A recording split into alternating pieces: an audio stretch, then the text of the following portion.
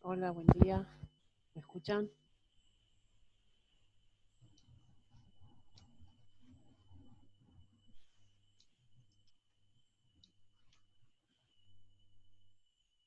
¿Se escucha? Buen día. Hola, buen día. Hola, Corina, sí, se Sí, se escucha. escucha, buen día. Bueno, perfecto. Genial, entonces.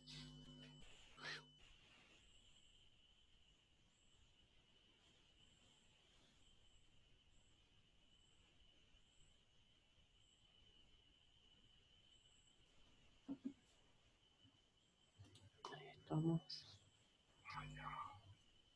Bueno, como siempre, vamos viendo a ver quién se va sumando. ¿Vieron lo que publiqué en el foro?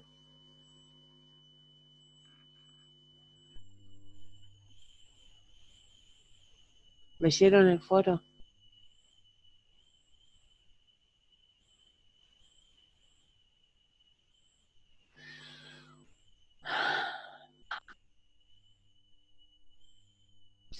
¿No se escucha? Porque estoy preguntando si leyeron el foro, chicos. Se escucha, profe, yo no lo leí. Ahora voy a entrar a ver. No, estoy bien, pero cuando Se yo escucha. publico en el... Está bien, gracias. Sí, estado desarrollista y sus dos momentos, Sí, lo que puso el profe. sí. Yo lo que quiero saber es si realmente se lee o lo que yo publico, a eso voy, en el foro de comunidades. Sí, sí, está. Bueno, perfecto, listo. Eso es, está bien. Gracias. Bueno, vamos a ver ya cuántos tenemos. Esperamos 5 minutitos más y... Algunos me han mandado para ver el trabajo. Los autores que vayan, de acuerdo al periodo que elijan, no importa cuál, tengan en cuenta lo siguiente. Primero, los autores o la bibliografía que vayan a elegir está en el programa. Y es los autores o la bibliografía que nosotros hemos desarrollado durante el año. Ahora, yo creo que los que quieran elegir la parte esta de neoliberalismo que nosotros todavía no llegamos, también está en el programa y vamos a usar nosotros. Eso no quita, por ejemplo, que ustedes puedan dar cuenta de este mismo periodo, de cualquier otro periodo con cualquier otro autor, que hay seguramente en la web. Siempre y cuando den cuenta de lo que nosotros estamos pidiendo, no hay ningún inconveniente. ¿Se entiende para los que me pidieron? Y aparte, cuando se habla de Estado neoliberal, pero eso lo vamos a ver la semana que viene con más detenimiento, nosotros no abarcamos solamente el periodo del gobierno PJ de Menem, ¿sí? O sea, de bien de los 90. ¿Estamos? Y después, bueno, vendría la apertura democrática y ya después vienen otros gobiernos. Pero no abarcamos, solamente abarcamos, porque ahí es donde realmente se implementan todas las políticas económicas y educativas del neoliberalismo. Y para saber neoliberalismo, los conceptos más importantes de lo que es el sujeto, cómo piensa la historia, la sociedad, vayan a Vergara. Y después hay un montón de bibliografía más en el programa. También hay videos que están muy buenos, los videos en los cuales muestra cómo se llevó a cabo las políticas educacionales o las políticas educativas durante ese periodo. ¿Sí? Bien. Ahora, igualmente con el populismo, que fue el otro grupo o la otra persona que me preguntó del populismo, cuando hablamos de las políticas educativas, no podemos hablar de las políticas educativas del populismo, sino de las políticas educativas del populismo con el peronismo en Argentina. Entonces ahí también van a tener que remitirse a autores de la bibliografía que dicta el programa. ¿Sí? Bien. ¿Hay alguna duda que quieran plantear antes de empezar hoy la clase con respecto al trabajo o algo? Y No, si no sé no, si usted Sí, ya lo yo, planteó. Ay, ya. ¿cómo que? Si tiene que tener más bien la impronta de una monografía o de un ensayo. O eso queda a nuestro Eso queda a su criterio. criterio, tiene que ser un trabajo integrador, no Bien, necesariamente, ojo con un ensayo, sepa bien que un ensayo no es lo mismo sí, que un trabajo integrador, como un trabajo práctico, casi monográfico, ponele, exacto. ¿eh? Sí. Vean bien Que tenga más de ese estilo. Bien. Sí, sí, sí, sí, sí, sí. ¿Alguien más quería hacerme una pregunta? Sí, no, creo. Respecto al informe de avance para la semana que viene ya sería. Sí, ¿Tienen que ser las 8 páginas o pueden ser un resumen de lo que vamos a trabajar? puede ser un resumen, Marcelo, no hay problema, porque es un informe de avance. Es más, y aparte, ya lo había dicho al principio, que es opcional. Entonces, si lo quieren hacer, mandar, lo mandan. Ahora, eso no hay ningún problema. Pero no es Ah, necesario las 8 páginas ya. No, no, porque yo voy a ver, de acuerdo a lo que manden, por eso después la devolución de ese informe de avance va a ser recién el 30 y la entrega definitiva va a ser el 9. ¿Mm? Por eso mismo nosotros, para los que quieran tomar otro periodo, les convendría, llegado el caso, avanzar, por supuesto, con las lecturas que ya están, digamos, visibilizadas, digamos, en el programa, en la plataforma de comunidades, pero si quieren, digamos, redondear más la idea de un neoliberalismo, bueno, no importa, por eso mismo es opcional. Nosotros vamos a dar el miércoles y el otro, serían nuestras dos últimas clases, en definitiva, de todo lo que es de marco teórico, todo lo que son los contenidos temáticos de la cátedra. Sería el miércoles que viene y el otro, que vamos a dar neoliberalismo con políticas educativas. Y si puedo, voy a ver si llego a dar, aunque sea algo, de la apertura democrática, que me parece muy importante para la cátedra. Así que voy a ver si ajustamos todo para desarrollar ese tema también. ¿Sí? Bien, faltarán algunos más, no sé, siempre somos 30 por ahí aproximadamente. Vamos a dar comienzo. Hoy vamos a ver el Estado desarrollista en sus dos momentos, tanto el democrático como el autoritario. El dos momentos del Estado desarrollista, dije bien. El democrático va a tener también dos periodos de dos presidencias, una de Arturo Frondizi, digo bien, que es 1958 a 1962, y el otro periodo es de Arturo Illia, de octubre de 1963 a junio de 1966. Esos serían los periodos que abarcaría el periodo democrático. Y después tenemos el último, que es el de Juan Carlos Onganía, que ese va del 66, no me acuerdo bien si no es hasta, ayúdame, no me acuerdo la fecha que termina el gobierno de Juan Carlos Onganía, espera que lo busco. Creo que es hasta el 70, me parece, 68, no, a ver, no me estoy acordando la fecha que empieza, el 66 seguro, 70, 1970. De 1966 a 1970 es el gobierno de Onganía, que es un gobierno de facto, que ahí es donde tenemos un Estado desarrollista autoritario. Bien, ahora, con respecto al gobierno de Arturo Frondizi, él era médico, periodista, docente, Es interesante saber que nació en Paso de los Libres, en Corrientes. Después estuvo viviendo muchos años y estudió en el Colegio Nacional de Concepción del Uruguay, Entre Ríos. Y después recién se traslada a Buenos Aires y prácticamente después del derrocamiento del gobierno de Irigoyen empieza su actividad política y política, digamos, como militante dentro de las filas del radicalismo. Obviamente que tanto los dos gobiernos como de Arturo Frondizi y Arturo Umberto Illia fueron derrocados por golpes militares, ¿no? Acá lo que hay que destacar de Frondizi es que, acuérdense de qué es lo que se pensaba en un Estado desarrollista,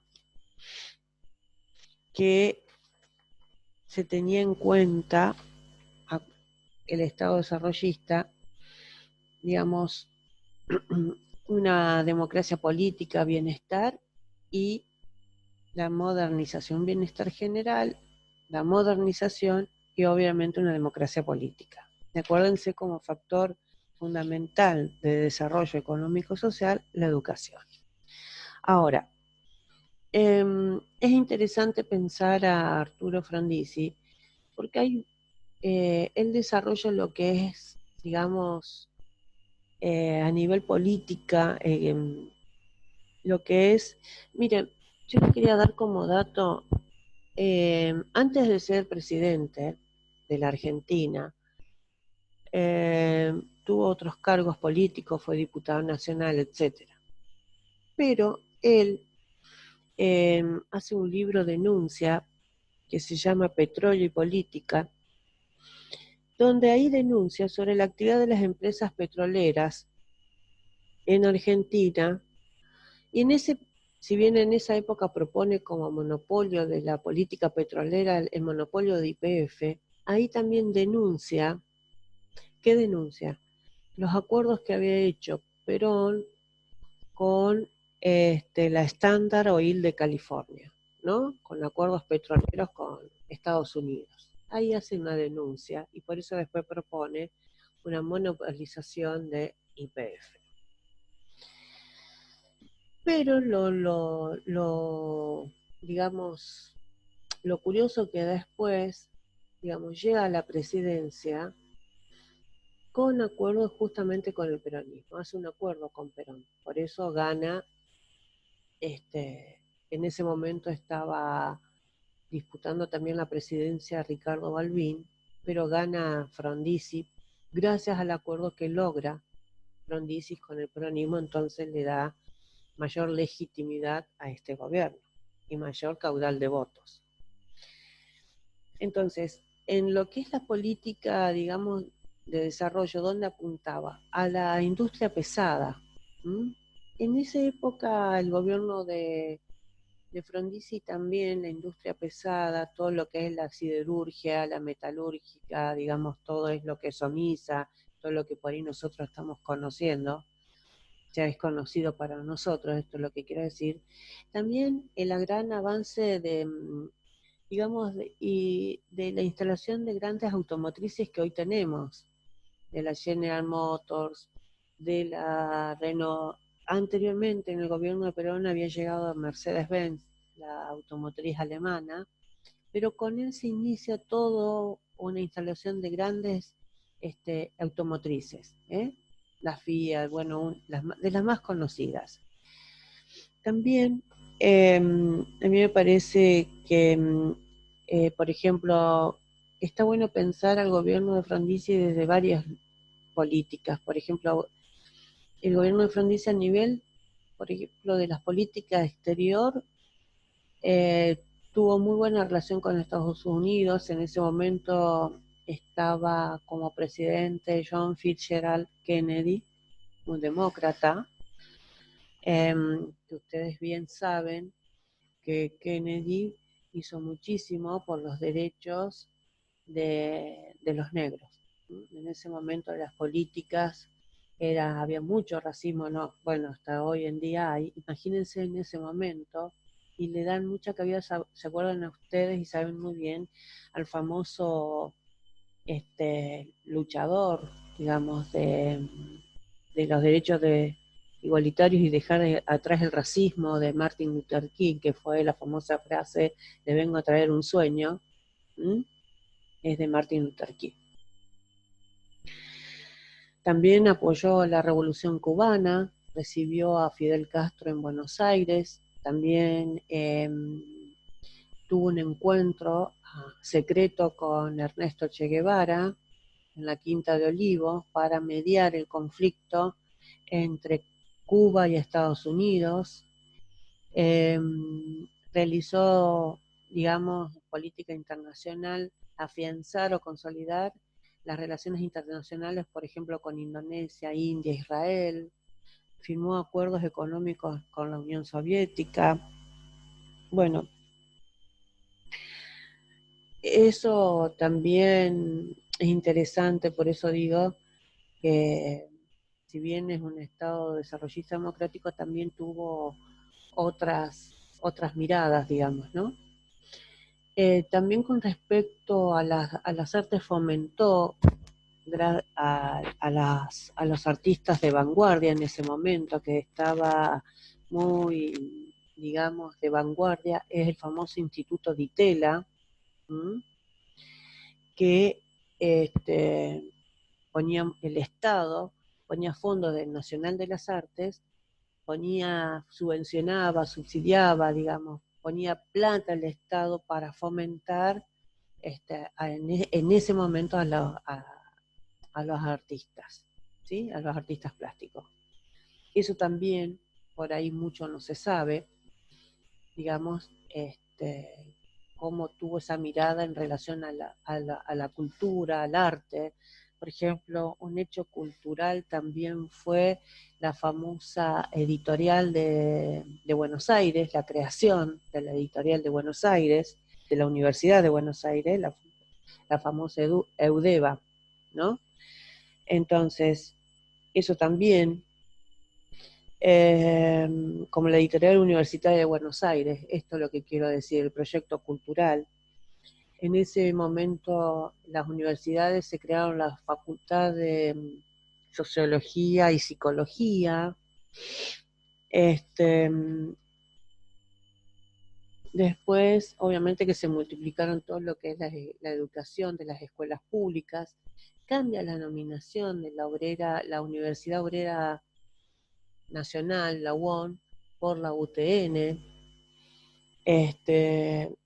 Bueno, se multiplican todo lo que son las escuelas de educación técnica, la creación del CONET y del CONICET.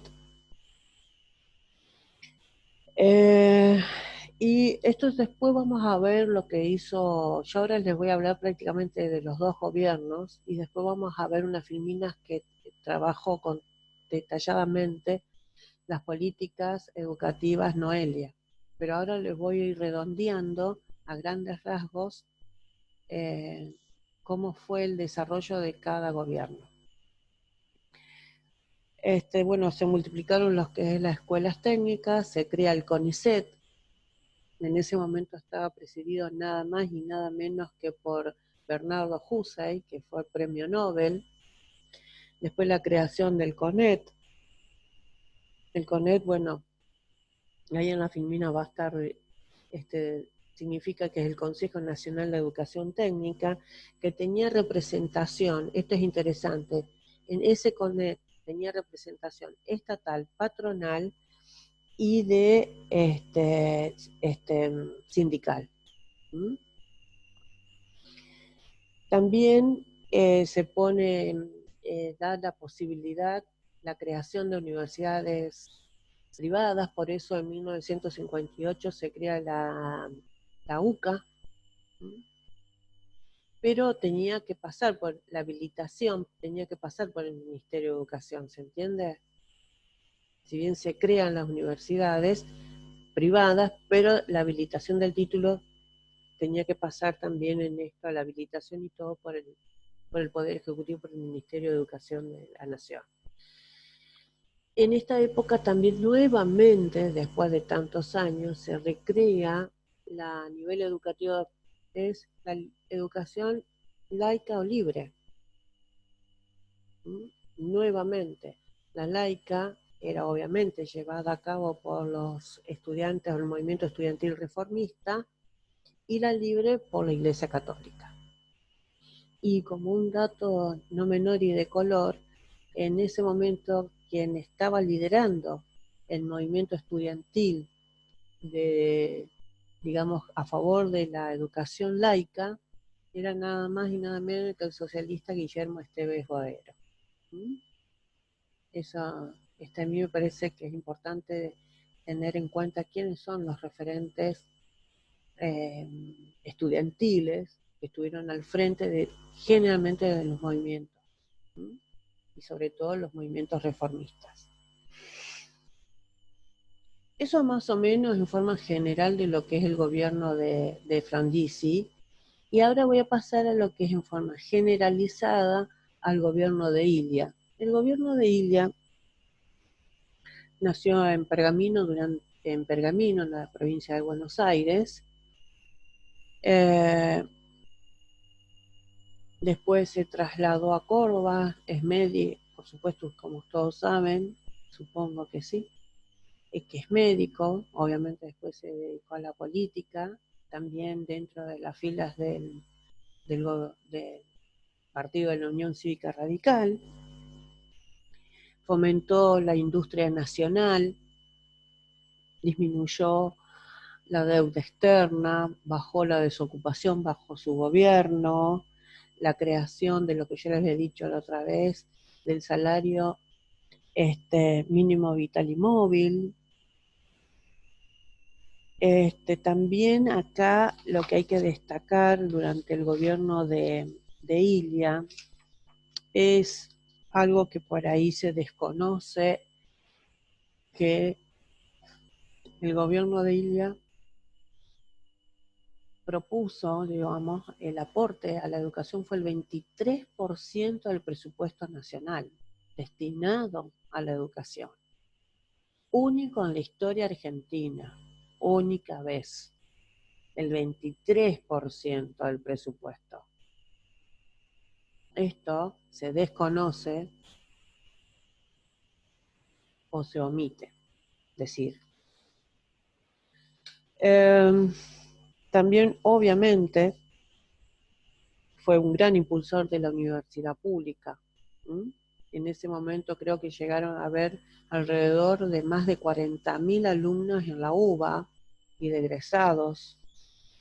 También durante este gobierno, bueno, el Plan Nacional de Alfabetización, tenemos la Ley de Abastecimiento donde pone en lo económico, digamos, destinada a controlar los precios de la canasta familiar, la ley Oñatibia, que es la política de precios y control de los medicamentos, que fue en contra justamente de los grandes laboratorios, de los monopolios, por eso fue una de las cosas que más en ese momento al establishment, digamos, de los laboratorios, fue lo que más incomodó, y seguramente fue el sector que más apoyó al golpe del doctor Ilia. También en política exterior es muy bueno porque fue una resolución, la 2065, que él empieza con las negociaciones para la transferencia de la soberanía de las Islas Malvinas. Es durante este gobierno que se empieza. Lamentablemente, con el golpe de Estado, que se hace la guerra contra los ingleses, se queda, digamos, no se sigue negociando, obviamente, porque si vos le vas a instalar a los ingleses la guerra, ¿no? Bueno, queda todo lo que se venía dando como transferir, digamos, la soberanía de las Islas Malvinas a la Argentina, esto queda trunco, ¿no? Después, y otra cosa que no me quiero olvidar de Frondizi, la creación del CONICET y del INTA, que son obviamente todo lo que tenga que ver con la investigación científica. Después, también hay que tener en cuenta que durante el gobierno de Ilia, si bien llega a las elecciones con la proscripción del peronismo, ni bien llega una de las primeras medidas, que tampoco se dice o no se sabe mucho, levanta la proscripción del peronismo. No gobierna con peronistas proscriptos. Llega, lamentablemente, al poder así con un mínimo de porcentaje, porque aparte el peronismo, como él no había acordado con Perón, llega casi con entre el 22 y el 25% de los votos, con muy poca legitimidad, si se quiere.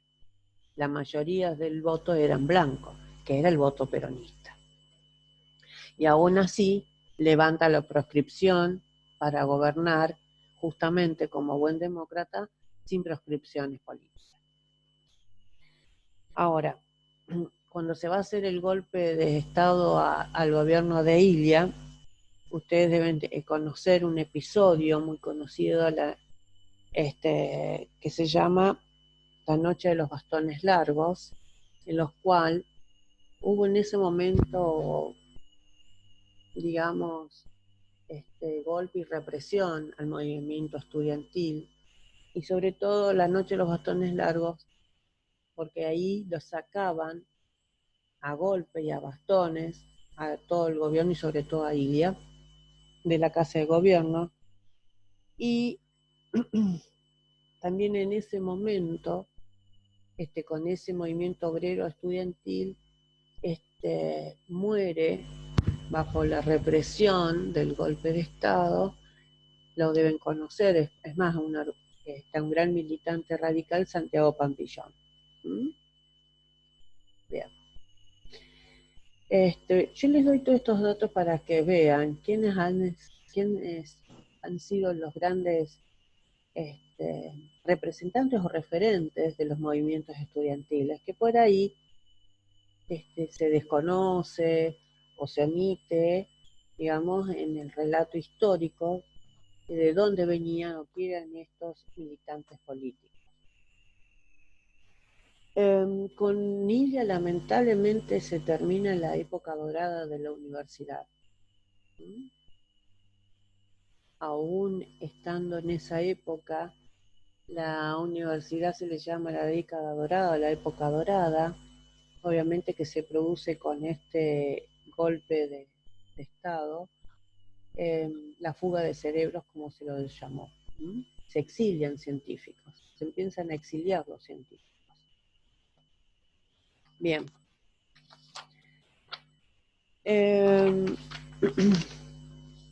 Esto más o menos como para que ustedes uno los pueda tener, como para poder marcar cuando hablamos del Estado desarrollista y en qué momento histórico, que muy pocas veces se da en la universidad, ¿no? Bien, yo ahora quiero pasar, después vamos a terminar, quiero pasar a lo que, a unas filminas que trajo, que mandó, no mejor dicho que trajo, sino que hizo Noelia, para que ustedes vean las políticas educativas de este periodo.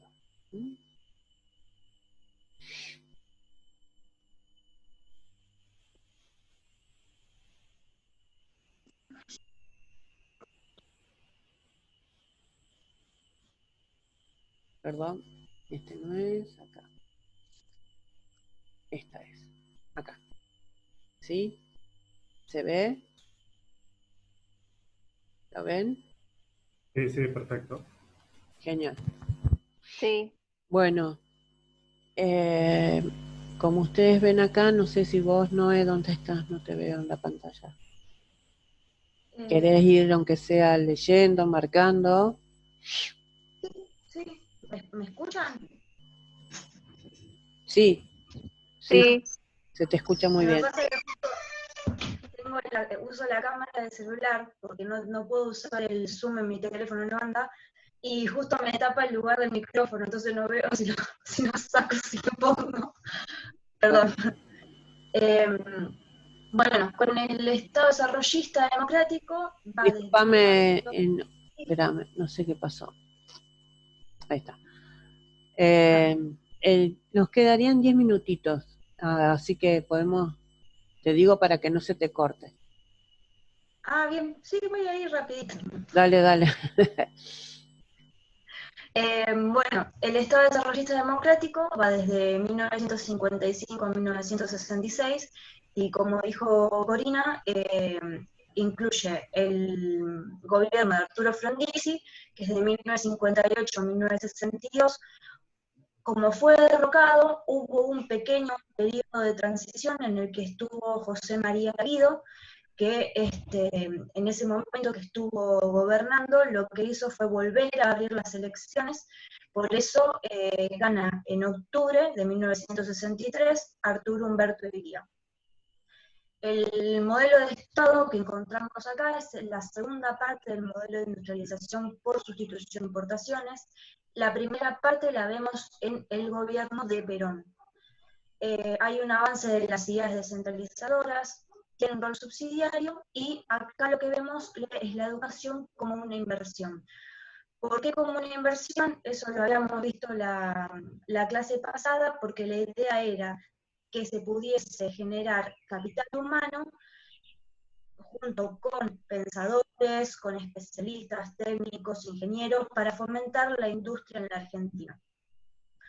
Entonces, la educación va a adquirir una funcionalidad económica y formativa bien definida, se sitúan en una necesaria educación de la oferta y la demanda. Esto se acuerda también con el ejemplo de Puebla, que hace el triángulo de la economía, la población y el mercado y la educación. Se puede ver esa relación de cómo se pide mano de obra para poder ubicar en este desarrollo. Se rentabiliza la inversión en la educación para adecuar la producción del sistema a las demandas planteadas por el sistema educativo. Esta es la prioridad del Estado desarrollista, la educación.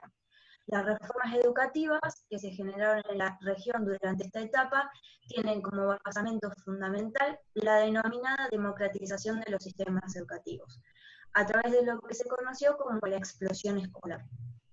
Hay una universalización de la educación primaria, hay inclusión de la preescolaridad y una apertura del subsistema medio, que constituyeron la época dorada de los sistemas educativos de la región, que era lo que venía hablando Corina también con el tema de las universidades. Fue el momento en el cual mayor atención se le prestó a la educación, en donde más se dirigió financiamiento y presupuesto, y además otro carácter importante en este momento es el planeamiento. Se empieza a planear todo lo que tiene que ver con la educación, cómo se va a dar, cómo se va a dividir, y qué papel va a tener. Por eso dice, en teoría, que el planteamiento educativo asume un papel importante en el desarrollo económico, asimilándose a una inversión en capital humano. Bueno, acá veríamos en esta filmina lo que serían propiamente políticas educativas que se tomaron tanto en el gobierno de Frondizi como en el gobierno de Illia. Antes de eso, vamos a encontrar que en 1955 los estudiantes, profesores y universidades de la Universidad Nacional Obrera quitan el nombre de Obrera por Tecnológica. Esto sucede por una cuestión de que querían cerrar la universidad, porque, como venía hablando Corina antes, el tema de la proscripción al peronismo. Y al hablar de que era una universidad obrera creada por Perón, esto tenía un carácter demasiado importante, por lo cual, para evitar esto, tanto docentes como estudiantes, como trabajadores no docentes de la universidad, tomaron esta decisión de cambiar el nombre por Tecnológica. Esto evita el cierre de la misma, y a su vez se sanciona una ley, que es la 15.240/58, que es la que no logra esta normalización de la universidad para que siga abierta. Hoy la conocemos como la UTN. También, en diciembre de ese mismo año, la dictadura de Aramburu promulgó una ley, que era la 6.403/55, que en el artículo 28 define que la iniciativa privada puede crear universidades libres capaces de emitir títulos oficiales siempre que se sometan al reglamento. Esto permitió el avance de lo que es la creación de las universidades católicas, o sea, la intervención de la Iglesia. Recuerden que la Iglesia siempre, constantemente, estuvo empujando para que hubiese educación religiosa. Entonces, al permitir esto, el avance de las universidades privadas de capital externo permitía que aparecieran este tipo de universidades. Siempre que se sometiesen al reglamento, las mismas podían estar. Esto siempre generó una serie de luchas entre si debía ser laica la educación o debía ser religiosa. Esto siempre fue una puja. Un dato de color, discúlpame, Noé. En ese momento, el gobierno de Frondizi estaba como rector, si mal no recuerdo, de la Universidad de Buenos Aires, el hermano de Frondizi, que estaba en contra de lo que opinaba o de lo que quería legislar en ese entonces nada más y nada menos que el presidente, ¿no? Fíjense las posturas, estaba a favor de una universidad laica cuando el presidente, que era su hermano, promovía esto de habilitar las universidades privadas. Entonces, cuando digo esto, que no es menor como dato, fíjense, sáquense ustedes sus propias conclusiones, cuando a veces las convicciones pesan más que el poder. Seguí. Bueno, con Frondizi encontramos la ley Domingorena, que se crean y autorizan a las universidades privadas a expedir títulos habilitantes sin financiamiento del Estado. Debían convalidar el título con el Ministerio de Educación, y a su vez se crea la SNP, que es la Superintendencia Nacional de Enseñanza Privada.